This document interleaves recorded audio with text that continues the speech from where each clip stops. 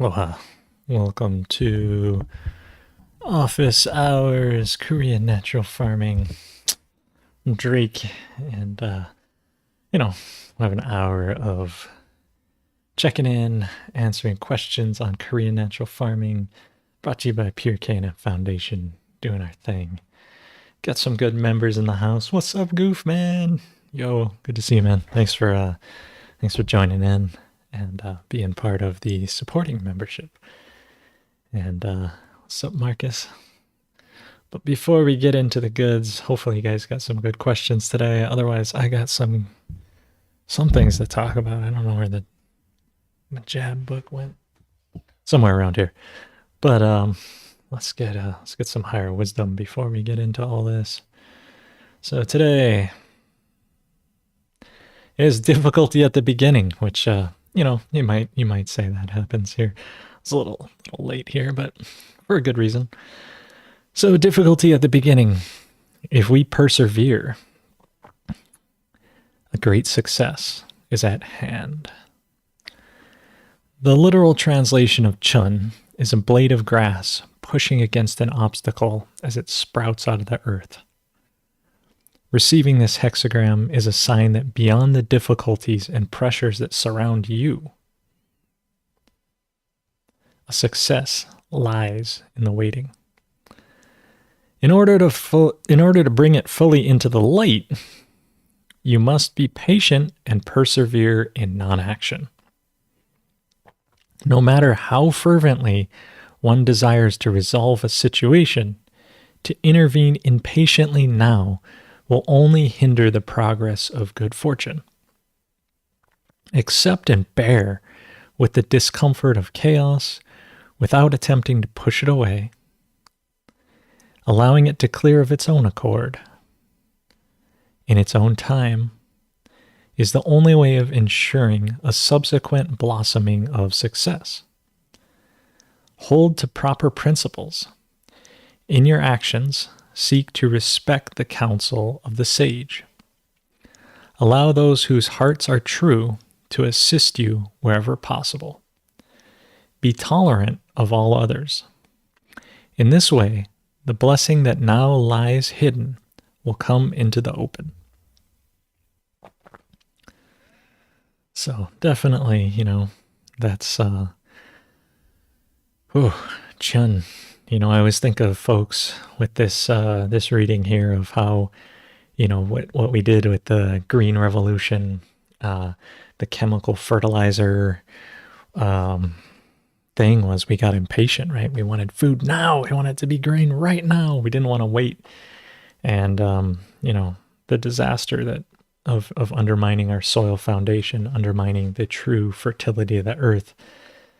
Oh man, we're starting to pay for it now, right? The food, doesn't have the same nutrition. The ecosystem's dying, the animals are dying, all those things because we just couldn't be patient. But it's amazing to me that chun, one word chun, is a blade of grass pushing against an obstacle as it sprouts out of the earth. What English words have that much meaning behind them? I don't know. But Happy New Year. It's Year of the Dragon. Woo! Yay. Entering, let's see, a new phase here of renewal, growth. What is it? Oh, it's a wood dragon? Is it? I don't know. What element is it? Who knows? So yeah. What's up? We got Cecily in the house. What's up? Coming in from Western Australia, member of the Pure KNF Foundation. Yes. And we got our newest members, the Goofman, to be honest, actually. But Cheryl also joined in last week. So we're doing good this year. Getting more members, getting more support behind Pure KNF Foundation, getting more things rolled out for you. We have a community or our membership and certification committee meeting coming up this week, and looking forward to building a timeline for launching more features, and also gonna work on new documentary this year. I talked a lot about it last episode, so if you want to go back to the archives, KNF support, click on office hours, go check out last week's episode, or in the YouTube down below, and find out what we're up to this year. I went over the annual report last time, and so good to see you. Got Cheryl, yeah, Idaho, Cheryl, what's up? Marcus, where are you coming in from, Marcus? We got Long Island, New York. Bro, you gotta check out who else is up there? Joe Peduzzi, I think, is up there. We got Printer Bear coming in from Connecticut. Paul coming in from Ecuador. Near the equator. Ecuador. That's a cool place. Talk about farming in the tropics and doing good for those soils. I was learning this week about how the tropics, it's just so hard to build organic matter. Even though there's tons of plants, it just gets consumed so fast that it's hard. Actually, believe it or not, it's harder to build soils in the tropics than the temperate climate is what I've been told. So despite all the microbes being put out, I'm still getting that going. So, Marcus putting out seawater and getting all those things. The beach is 10 minutes away. Nita Beach, man. Yeah. Upstate New York. Wood Dragon. Okay, so it's the Wood Dragon. We got Rainbow Possum coming in from rainy Seattle. That's right. I'm coming in from rainy Hilo. And this week, holy crap, had a huge earthquake. It knocked a whole bunch of crap over. We were out working in the yard as a family, making it nice, and all of a sudden the earth was just like shaking like crazy. And I thought it was a 0 earthquake, though. My mom was like, "How big do you think that was?" And I was like, 0. I wasn't very, at the time, I wasn't thinking it was very big, but it turned out that it was pretty big, and it knocked a whole bunch of crap over, all kinds of stuff. Luckily, number one thing during the earthquake is my KNF medicine okay? And turns out, yeah, it was. But so good to see you guys. Yeah, it was a big one. It even made the news, made The Wire. I don't know if anyone tunes into S2 on YouTube, but S2 Underground. But The Wire made The Wire. I was like, dang, made The Wire. Popping a bunch of seeds, getting peas growing. Good. It's turning out, winter is almost over, right? Getting into February. It's almost Valentine's Day. And the superb owls today. I don't know who's stoked for that, but I'm not that into it. But before I get into the other things of what I wanted to get into, I was going to bring over the Jadam kit today. Young Song Cho, when he visited, he gave me this kit of stuff to do things. But I was unable to. I actually got someone staying here from California. They bought land just over the hill here, and they're staying here to check out their land and check in. And good friend of mine, Chris, haven't seen him for a while, so I was talking story with him this morning. I was actually walking over to the office, and then there's a beautiful rainbow just up the hill because it's raining, and ended up talking story with him about hunting a little bit, and was out hunting the other day. I shot a nice sow this week, and actually ended up knifing a pig too. My dogs ended up getting a pig inside my fence, and I knifed it with my pocket knife. Because you got to defend the homestead. Farming, a old timer told me farming is war, and it's better to be a warrior in a garden than a gardener in a war. So, got to be prepared for that. So on the home front, keeping it safe, keeping it legit. But I did want to show you this. So my mowing simulator, I finished this little thing. So I put a Raspberry Pi Pico in there. I don't know if you can see the Pi Pico. It's sitting right there. Under that is a motor controller. And then there's two potentiometers right here. I don't know if you can see that. But the potentiometers, and then there's two DC motors in the back hooked to these big wheels. And the number one rule of anything is never demonstrate anything, but I'm going to do it anyway. I'm going to put the battery in, and I hooked it all to run off a 9-volt battery. Got to flip the battery over so the positive side goes into the positive side. Oh, and it lights up. Oh, and it starts flashing. So this is designed to be a chassis, and Pedro guessed it last week, but basically when you move the sticks forward, the wheels go. Move them back, they go back. So,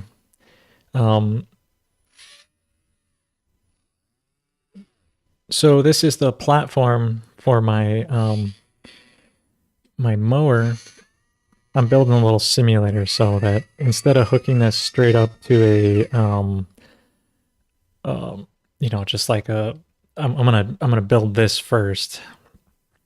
Well, I built this already, so I'm gonna put a piece of wood over the top and then hook it up so I can put the GPS and the battery in the ArduPilot flight controller, which it's Ardu Rover actually, on this. And so this last week I was able to solder all this together and get it nice so that it would fit down below and the light flashes when it's on. And then this thing here, it's kind of cool. It's working with the potentiometers, so if you go further forward and then further back, Anyway, so working to build a little simulator for my mower automation project, because if I can automate mowing, then that frees somebody else up from mowing to now making CANF solutions, spraying CANF solutions, and or I can probably put a sprayer on the autonomous mower, and as it's driving around, it can spray for you. So instead of just having the drone where it's flying from the air, which is cool and it's good, but that has its own specialized application of where it goes. I think it is the next level future if we continue in this paradigm. I'm not saying like this paradigm's great and we should all do that, but if you can hook autonomous robots to go around and do these things, I'm conflicted by this, because I always think the answer is actually getting more people involved in agriculture and to lighten the load by adding more people. But in the current paradigm we have of where we're at, vast majority of people aren't out farming, and labor costs are rising, and we do have access to like machines and little microcontrollers today. As crazy as it might be, like a microcontroller like this is like $50, and then the servo like this is a 100-gram servo. So this is actually what's going to drive the mower, is these 110 kilo 12-volt servos. So these things, when I hook them in, it'll be able to turn the mower arms themselves. But something like this is like $50, right? So and then little GPS receiver over here with RTK, real-time kinematics is like $300. And so all that combined, is like a week's worth of salary, or a week's worth of wages, I guess, because it's not, usually not on salary, but wages. And now I have a mower that can mow pretty much autonomously. Plus you got to have the skills to build it, right, and assemble it, and then you got to deal with when it crashes and lights things on fire and whatever, because robots are always crazy. You got to watch out for them, especially when you hook spinning blades on them and set them free. You better put some safety things on those. So I have a whole nother about $150 worth of safety equipment that I have yet to purchase, like flashing lights and stop buttons all over it. I'm going to put like 4 stop buttons on it, and maybe a bar that you could push real easy to turn the thing off if it goes crazy. But like I don't know. I'm conflicted because if we get more people farming, it would be easy, right? We could all be out there with watering cans and like appropriate technology to do this. But maybe this is appropriate technology in today's day and age. And if I can prototype out an autonomous mower, autonomous sprayer, already the drone sprayer autonomous, and we can get more KNF, we can bring the earth back to life. I'm not sure it will offset the destruction of the earth to mine the metal to make the things to do the tech, but got to start somewhere. And so I don't know. I love building robots too. So anyway, I hope we're right in the middle of where that is. So yeah, drive-by sprayers. You put a sprayer in your car. If we're already burning the hydrocarbon energy, we may as well be putting some of that hydrocarbon energy toward ecological restoration.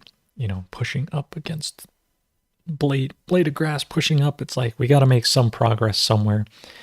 And obviously there's some difficulty beginning, getting out, spraying these things, doing these things, but making it easier is what I'm trying to do.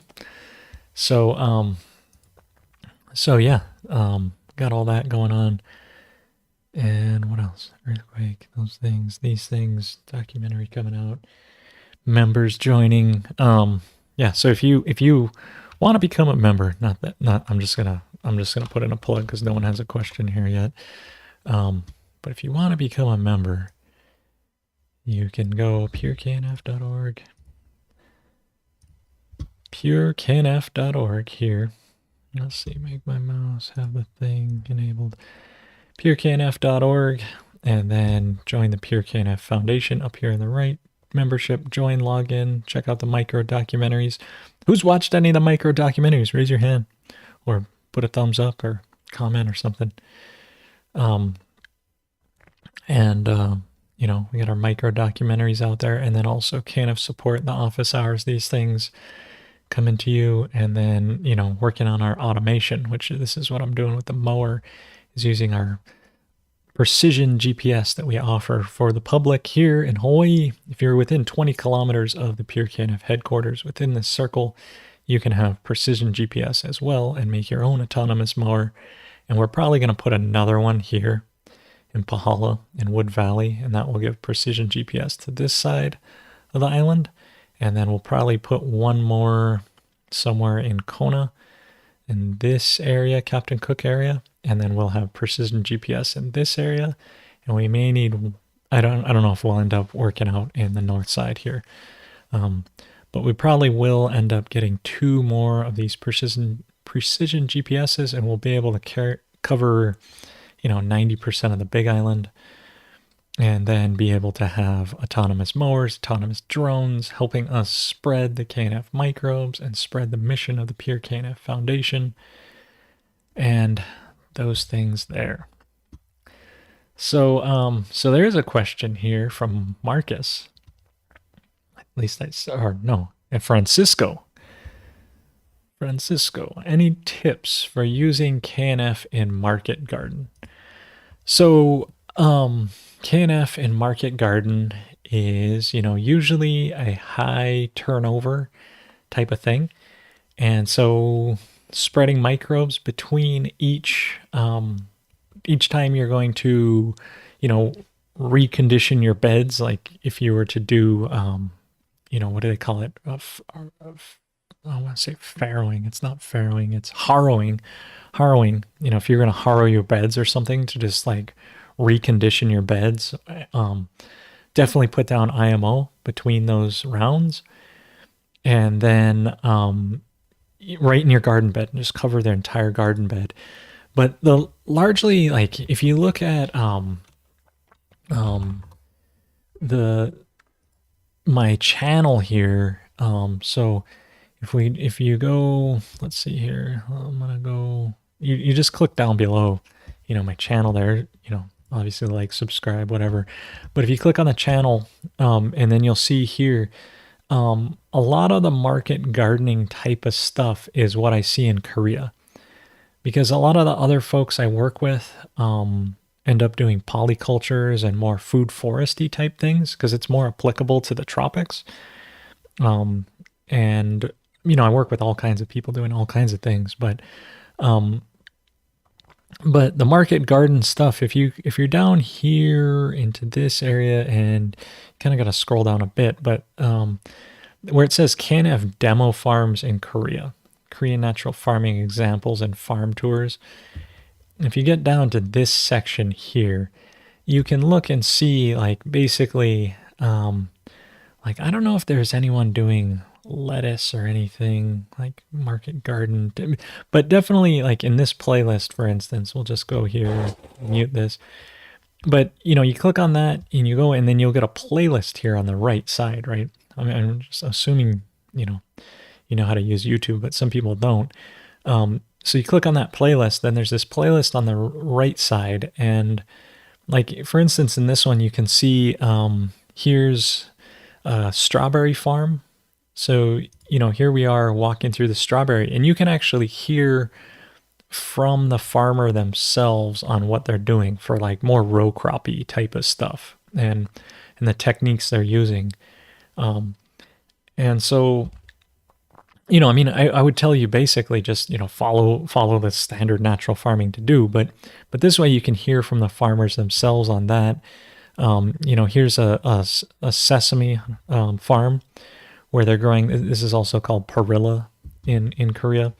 I'll just put, well, I guess full screening. I mean, not full screen. I thought I was going to go into theater mode. So you can see like this would be like pretty much equivalent to like bok choy, market garden, lettuces type of thing, although perilla is a bit longer grown. And you can hear from Master Cho himself and also the farmers talking about what they're doing, issues they're having. Going through here, we're cruising through these areas where it's pretty good examples of what to be done, what can be done. And Dr. Park translating for, what is this? It's a 26-minute episode. So, you can hear a half hour of what they're doing. They got overhead sprinklers on this to run their KNF nutrients in. They got lighting here. This here is the farmer himself talking about, what he does, his sprinklers, these types of things. So there's a fair amount of stuff there. And then let's go back from default view. And then let's see.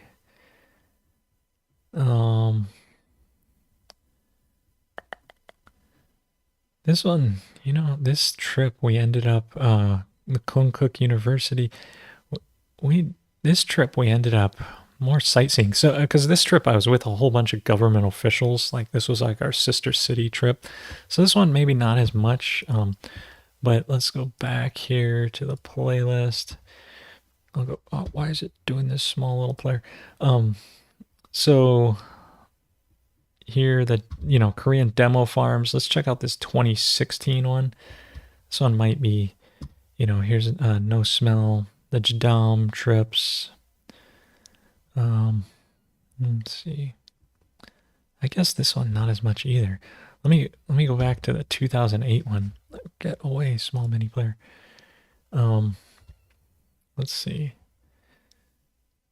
2000. I've been to Korea more than this. I don't know why that other playlist isn't here. So this one had a strawberry farm.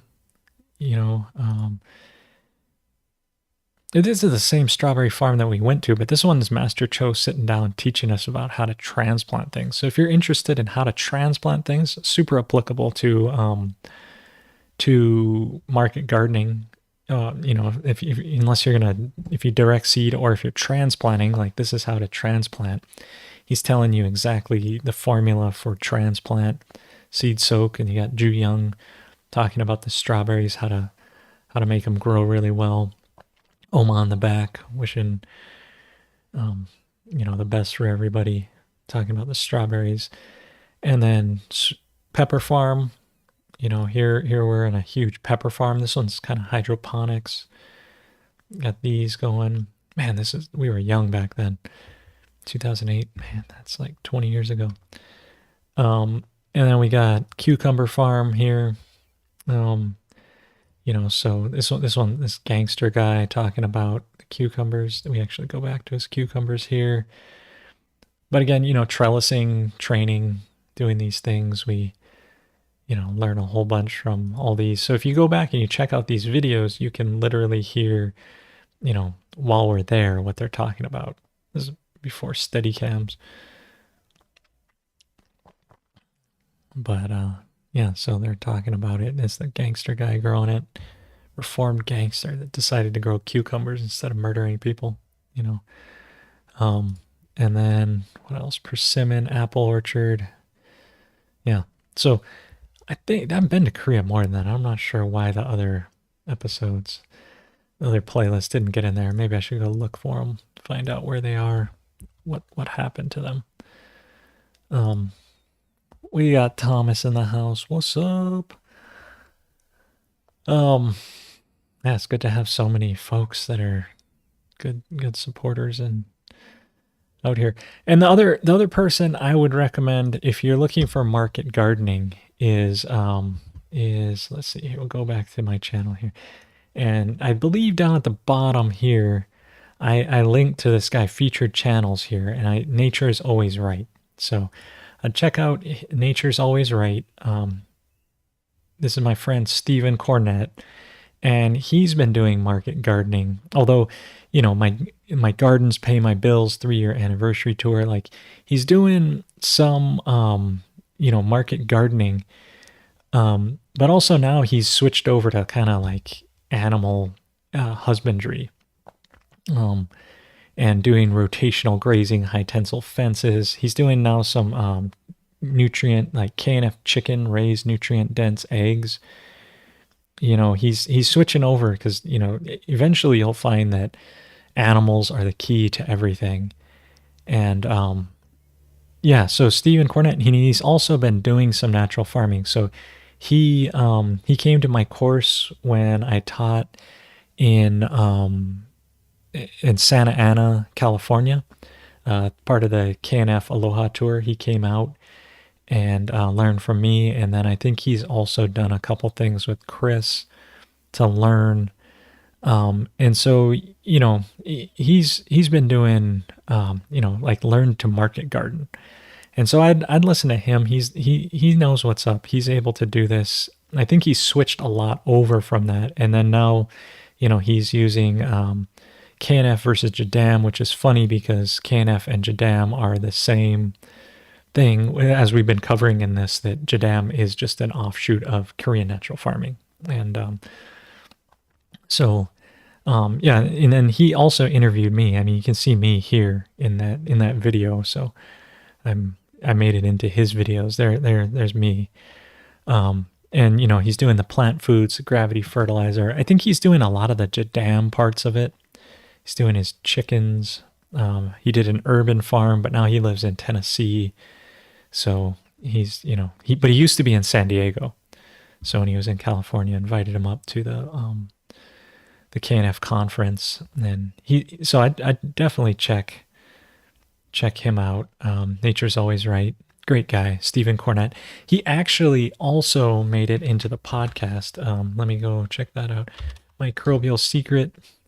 So I got to interview Stephen Cornett on my podcast. So episodes, where is it? Stephen Cornett. Oh, why is it so hard to find things? Right here, episode 26, market gardening. Nature's Always Right. So I interviewed Stephen Cornett. There's his market garden. There's his chickens. Market gardening with Stephen Cornett. Nature's Always Right. And so if you're interested in listening to him, you can find out much more, about him. You can get the full episode by becoming a member of that, which I think I may change the way I do that. But if you're asking about the different stages of things, really, you got to get the book, man, and get into the book, because the book outlines it where, let's see, let's get that. Where's my mouse? Where'd it go?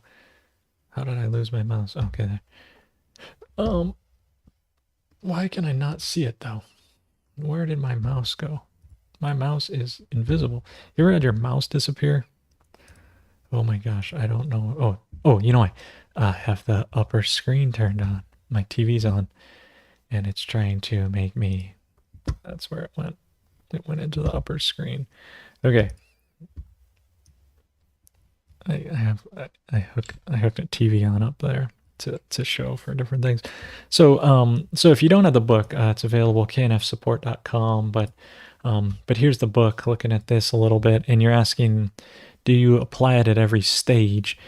So what you end up getting in the book here is an overview of the solutions, getting into it, coming down, and here's an overview of like how to do natural farming. And then you get down to the 9 vital solutions that we use, the 9 core solutions, the vital solutions.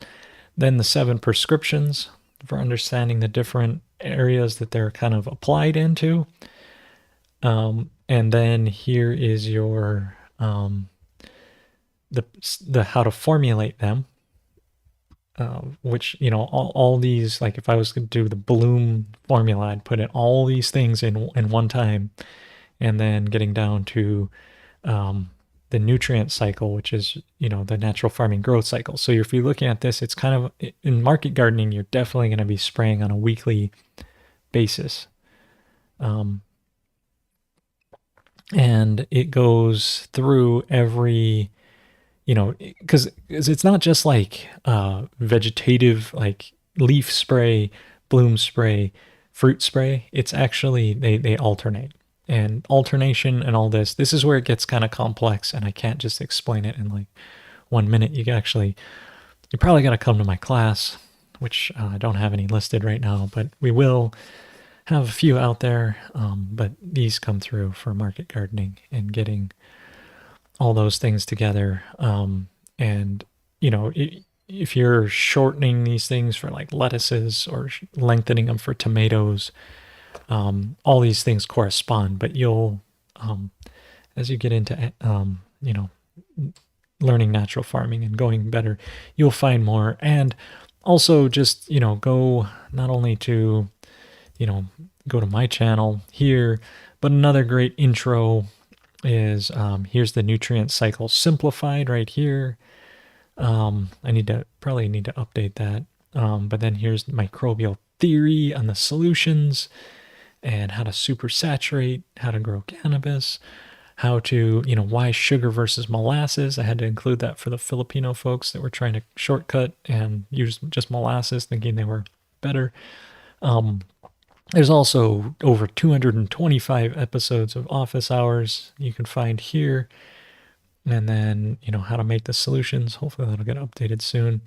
And then I also highly recommend you take this course. This is a free KNF certification level 1 course, and I highly recommend you take that and just watch it. It's what, 12 hours of courses, I think.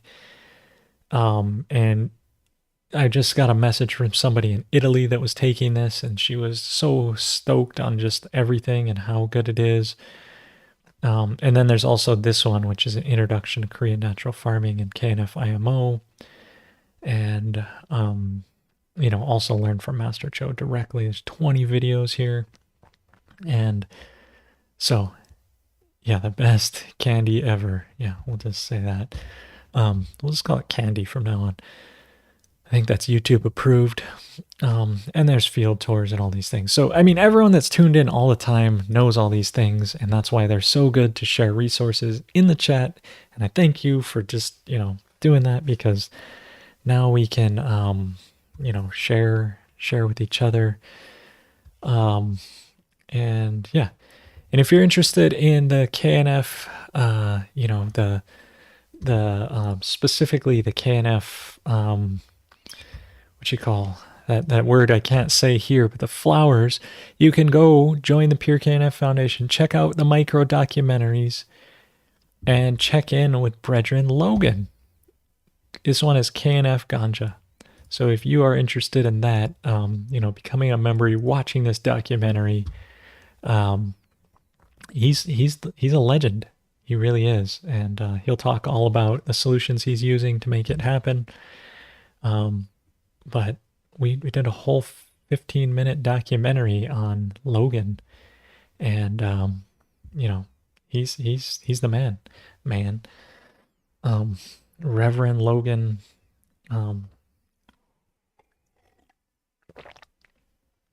So tons of resources. Everyone that tunes in all the time's like, yeah, we know this already, but um, appreciate you guys. And throw some questions in. We can get to more things and whatever. So, so what I wanted to do, oh, there it is. I found it.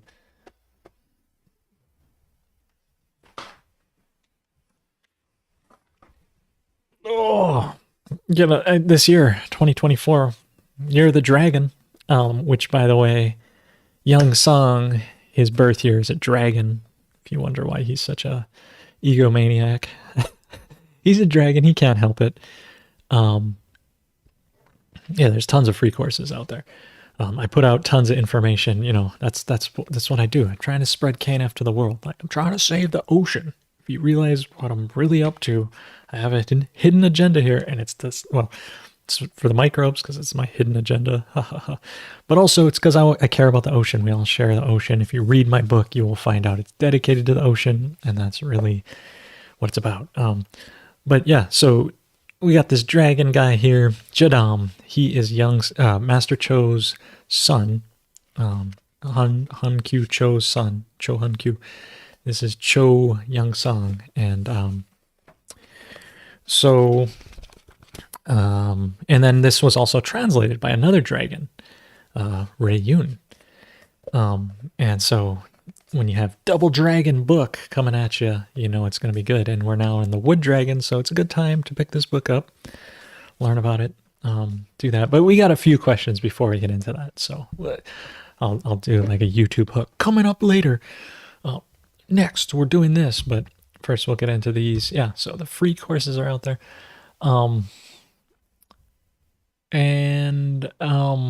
So Bonds, what's up? Bonds was just at the class. Thank you. Yeah, cool. And Matt was at the course too. Apparently he's teaching a intro to KNF in KU February 24th. Sup, Bonds? How you doing? So they're asking, is it important that the sugar used to make solutions is brown sugar?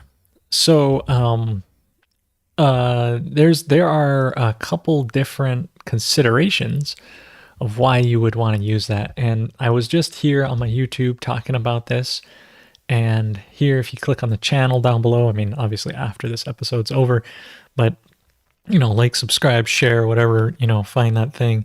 But if you check out this here where I talk about KNF sugar versus molasses, this doesn't talk about but let's go here. So I label it sugar versus molasses, but here is the process that, as I get into it, and you can actually watch this, but we'll go right here and pause this.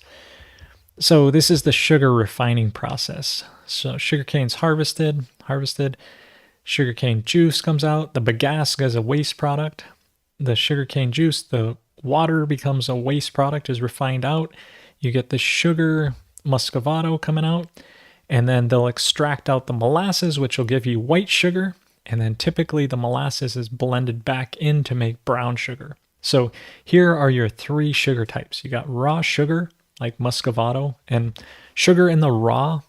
You guys can see that, right? It's a little bit small, but hopefully you can see it. Sugar in the raw, like the raw sugar, the one that's like crystalline that you'll find at like, little packets on the table. It's just a marketing thing. Maybe it is raw, but there's also other brands that are way better and you can find out there. But this is raw sugar. So, and yeah, so there are a bunch of different ones, but it's called muscovado in the Philippines. And then when the molasses is extracted, then you get what they call white sugar, or like table sugar. That's like the common little packets of sugar. So what you lose between raw sugar and white sugar is you lose a lot of the molasses. Molasses is full of nutrients. So if you're drinking sugar cane juice and you are just eating raw sugar, you're still getting all these nutrients in there.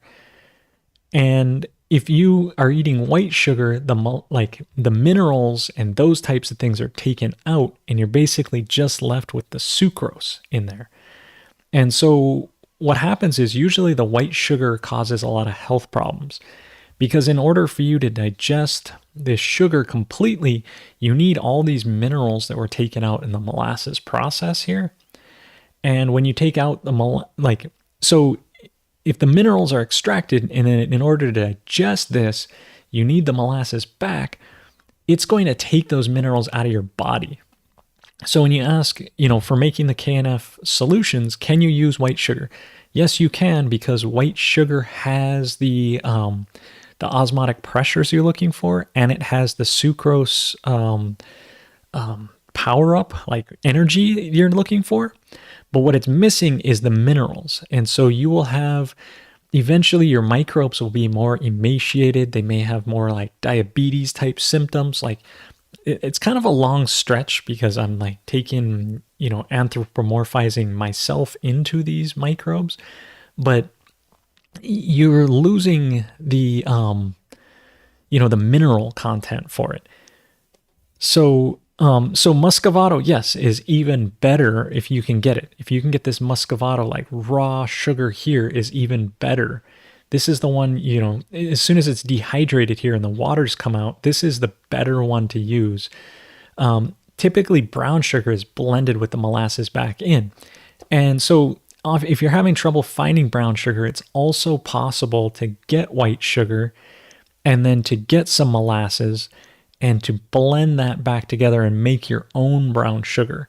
You may have to dehydrate it again, or you can get, sometimes you can get dehydrated molasses and white sugar, and you can blend those two back together, and now you're getting a brown sugar. So if you're having trouble getting it, usually white sugar is the most common and most available, even though more processes are done. It's just my opinion that there's a conspiracy to completely destroy the health of people. And white sugar is one of those things that by eating it, it sucks all these minerals out of your body.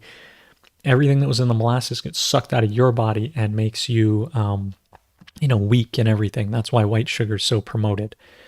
So this is what I talked about here in this. You can watch this whole episode, I go through the whole process talking about how these different things happen. I talk about the difference between these two vehicles. This one has tires, this one doesn't. This one, it has an added cost, but this one it's cheaper. But would you buy this one just because it's cheaper? And that's what I was trying to get at with the Filipino people, because they were telling me that so much, like, they couldn't afford the brown sugar. And I'm like, but you can afford tires, rims on your tires. Like, why are you going to do that? Because it's a necessary part, right? And so I go through this whole thing where, like, the tire equals the refined sugar. It gives the smoothness. The rim is the molasses.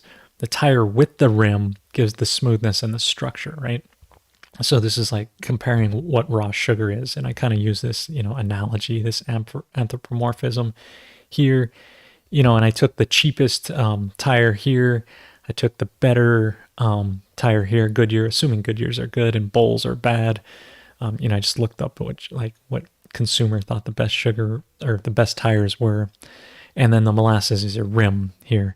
And so I kind of go through this whole analogy here. And here's another one talking about the qualities you need, right? Raw sugar is, it's very dry. It has full of minerals. It's tolerated by a broad set of microbes. It's more expensive. White sugar basically is missing the minerals. Molasses is not dry enough, but it's cheap. The salt is not tolerated by a broad set of microbes, right? Because you can also use salt for osmotic pressure, and then brown sugar at the bottom meets all these things and is cheap, right? So it all depends on your price point, on your thing, but this chart shows what sugars are best here. So I guess I did a fair amount on this, and then I was talking about the why is a dry material needed? And the the osmotic pressure. The dry material also ties it up through supersaturation, results in a longer shelf life. Here's a picture of, well, just me, but there's this osmotic extraction, being able to pull, versus cutting it versus pulling it out. The crap stays in here. I don't know if you can see that, but crap is staying in versus in this, the crap plus the juice came out when you cut it. But this one that stays in, and there's a whole reason to this. And then what is this one? Same mechanical extraction. What is this picture? Oh, there you go. Supersaturation, how to tie these things up. They go to sleep, like I don't know. Anyway, this if you're talking about different sugars, this is well worth watching because it goes over a lot of this. And again, there's Ray. Oh, hey, Ray. What's up, buddy?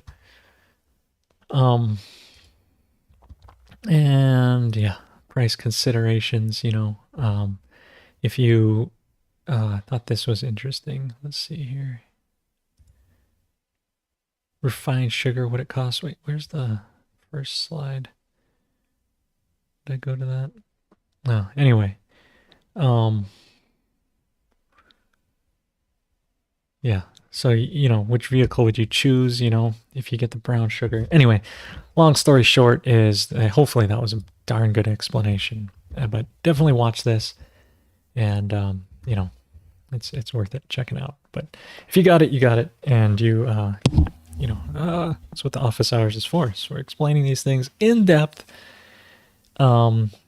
Any tips for going to big areas? Starting IMO 3 today. Oh, wait, hang on. Okay. No, the next question, before I get to that question, I got 50 pounds of raw millet and no chickens. Think it would work as a carb for IMO 3. I think so. Let me just look this up real quick. Millet. I'm just going to look this up. So if you're talking about this millet, you could also sell it, make some money. If you have 3 pounds here, you could sell it for $17 on Amazon. But make sure it's hulled.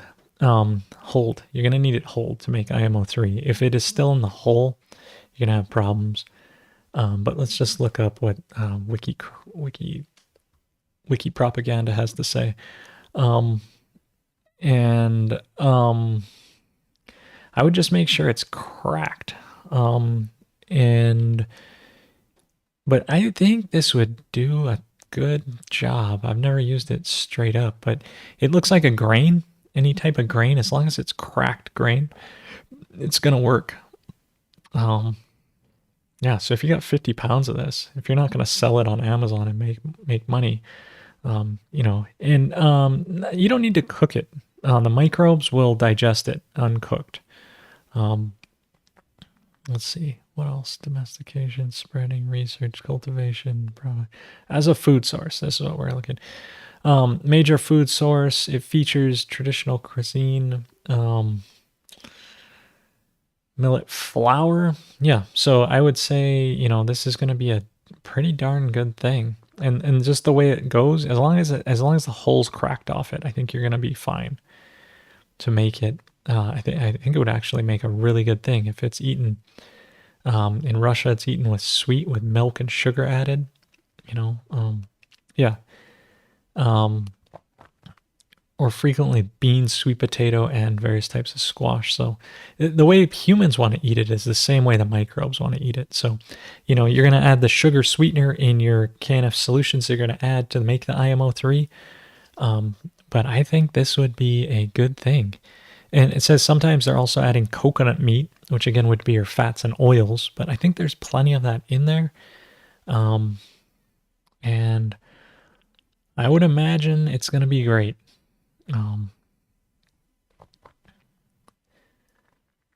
Yeah. Yeah. And if your microbes have celiac disease, they're going to be fine.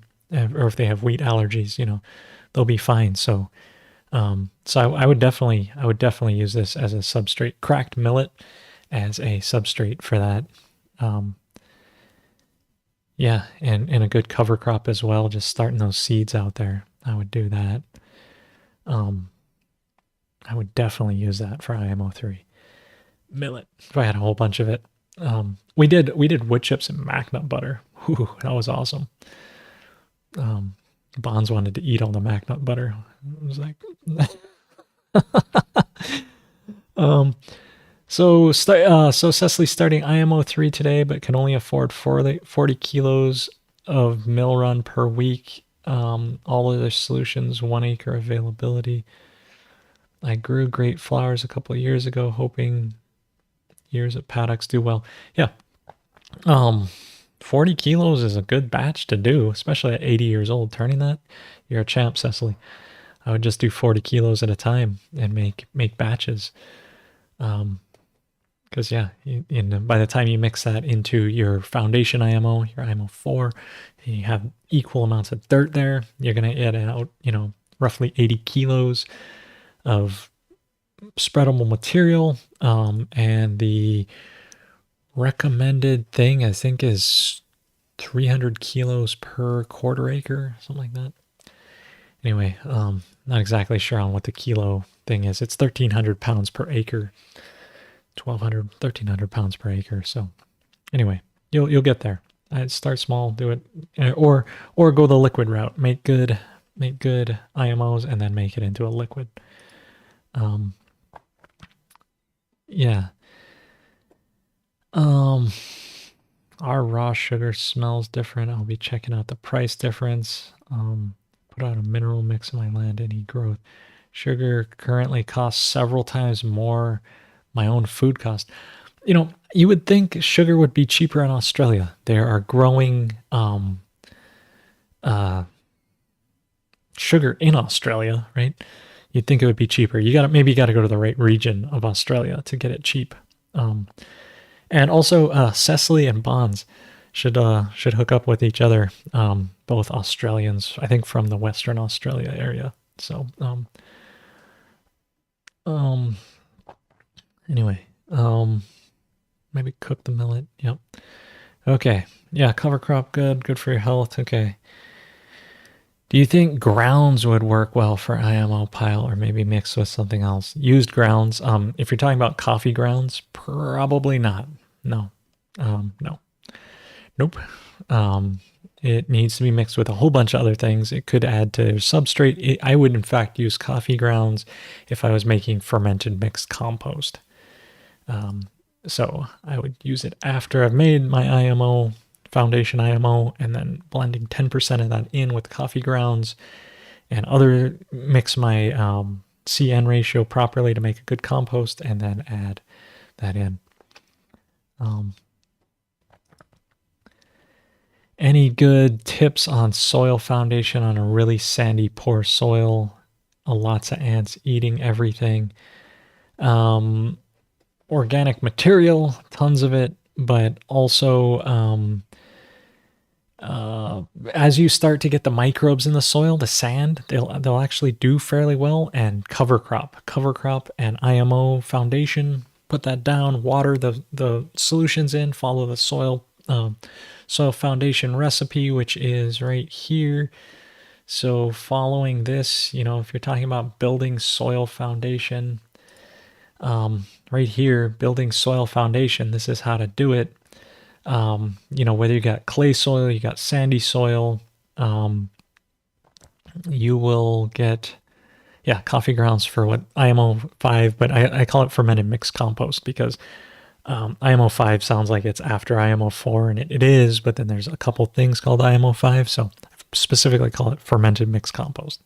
Put the coffee grounds in fermented mixed compost. But this, good soil, bad soil, this is all going to work. You're basically spreading the IMOs out ubiquitously across. 3 pounds per 100 square feet, or 1,200 pounds per acre. So I'm like 1,300 pounds. I got to look at the book. 1,300 pounds per acre. Dust it over the top on the surface, and then put on your soil foundation drench. Repeated every 7 days for 2 to 4 weeks. By the time you do that, you will find that the microbes are starting to grow. In addition, you can add mulch, some sort of organic material down, and you will really rebuild soil. Even if it's sandy, the microbes will start to go in and start to pull humics. They'll start to pull nutrients out of the air, and you will get over here to a forest in no time because you'll be putting the biology in, and then the cover crops and those things will get in there and they will start to grow. And so the soil foundation is this one here, soil formula. So food, cleanser, medicine, structure, protectors, and minerals. All of these diluted in and watered onto your IMOs after you put them on the soil, and you will start to rebuild any soils. So it's kind of funny because, you know, I get specialized questions, and even when Master Cho would get these specialized questions, he'd be like, yeah, it's just this basic stuff is really what you want to be after. So did we not make it to Majab? Did we not? We did. Well, so one thing we did, and I still haven't emailed this out to folks. I got to, because folks have bought the updated book, but I wanted to get to this in the new book. It's not even out yet. I mean, it's out, but it's not out. But this is how to make the herbal pest solution. You know, maybe we'll start with this next time. I really wanted to get into this, but the pest solutions of how to kill pests and the pest solution. Maybe I'll just start next episode with this, because instead of talking about other stuff, we'll just get into this. I feel like sometimes I got to cover new information. Sometimes it's all natural farming. In truth, it's always about the basics. Like, so if you're tuned in a whole bunch, you're like, yeah, I know this. I know it really well because I'm always talking about the basics. And it's really, you know, you do the soil foundation, you do these basics, you get the goods. But there are other, you know, the Majab stuff getting in there. Madaj. You get the, you know, learning about what's really there. New things like killing pests. But I think next time I'll bring the kit over, because I wanted to do that, and it's so fun to go through the kit and see these different things and go through how to make an herbal pest solution. But I'll give you a little quick overview of what it is. It's a terribly low-cost solution. And step one is to gather a plant that no bugs eat. So if you wanted to make a pesticide, you just go look outside. What plants are no bugs eating? Gather a whole bunch of that. Fill a pot in your house. You can do this one in your house. Most things that you cook you don't want to do in your house, but this one's fine. Fill a pot with that plant material and then cover it with water, and then boil it until half the water remains. And that might take half hour to an hour, depends on how much you're going. And the water that remains will be this dark colored material that you're left over with. And then you take that and you filter that through a thing and put it into small bottles while the liquid's still hot. And then you turn the bottles on their sides. And why small bottles? Why go through the process of pouring it in while it's still hot? Why turn it on its side? Because you are effectively sterilizing the bottle. If you have big bottles, like you make a huge bottle of it, once you open this stuff, you can't really reseal it because contamination will happen. It'll then, it'll explode because it's like boiled down plant material.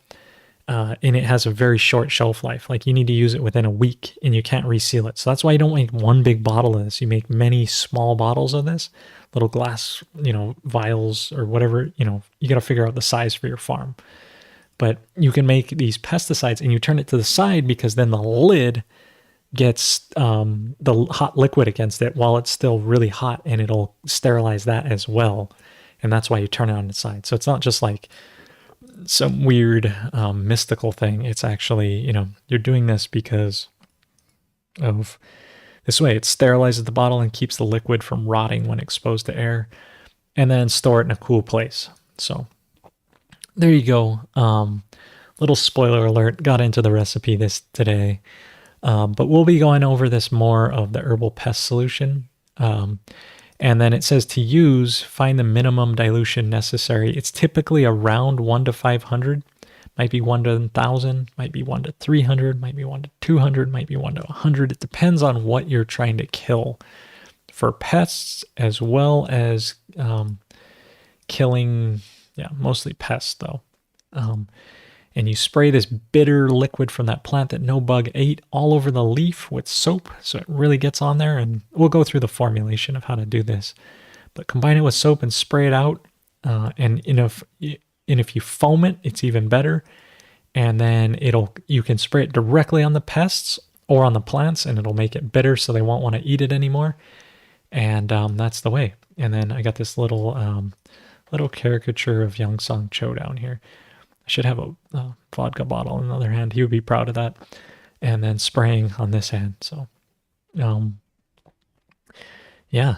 So that's the herbal pest solution. We were able to cover it really quickly, but we'll go over it in more detail because I want to show you what he has in this book, as well as my little simple recipe here. And yeah.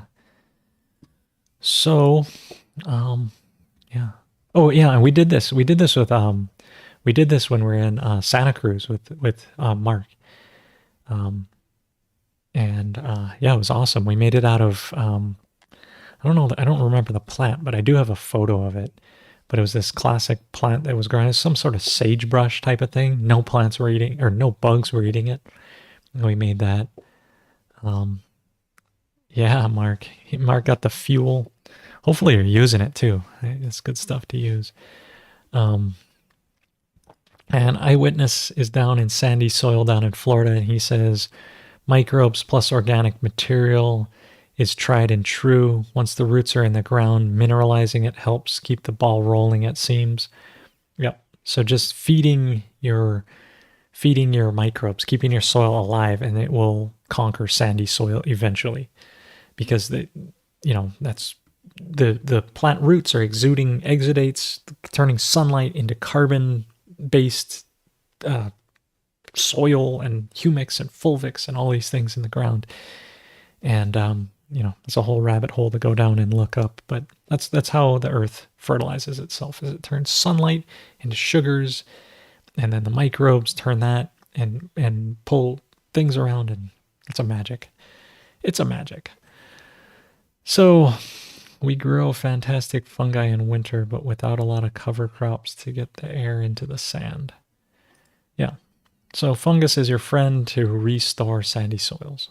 So anyway, I'm done with my office hour. I'll be back next week. Share, subscribe, whatever. Or just ignore it, just have it come up on your things and be like, oh, it's going away. But next week, hopefully get into more of the Majab. Gave you a little bit there at the end. I always try to leave you with some recipe, something. But yeah, much love. Thanks. It's Happy New Year. Happy Year of the Dragon. Pushing up that blade of grass, pushing against the hard soil. Let's sprout. Let's make this year a great year together. Thanks for tuning in. Thanks for our members. Oh, and thanks for the super chats, Bird. Awesome. It's so cool to see this reciprocally go both ways. I appreciate being here. I appreciate the membership. I like these things. And thanks everyone last week for letting me know where you're from, because then I added that to our annual report and all those good things. And it's just so cool to see this go around the world, feel like we're making a difference, even if it's a very tiny one. So with that, I'm going to switch this over on this side to be this one. And then we'll go out. I think we'll go this way. We're going to open the curtain, so it's going to come up today. Ready for this? Yeah, thank you. So long live the natural farmer. Thank you. Have a great week. Have a great year. Aloha.